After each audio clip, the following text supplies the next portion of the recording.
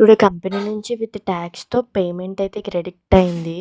30 డేస్‌లో skills use చేసుకొని ఎంత సంపాదించొచ్చు అని ఒక టార్గెటింగ్‌లో టుడే డే 28.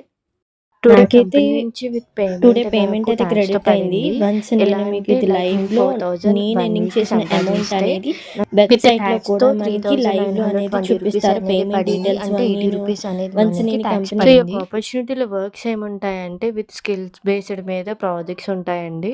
అవి వన్స్ మనం ఇంట్లోనే ఉంటూ కంప్లీట్ చేసుకుంటూ అమౌంట్ అనేది సంపాదించుకుంటాము. ఇక్కడ మీకు లైవ్‌లో చూపిస్తున్నాను కదా!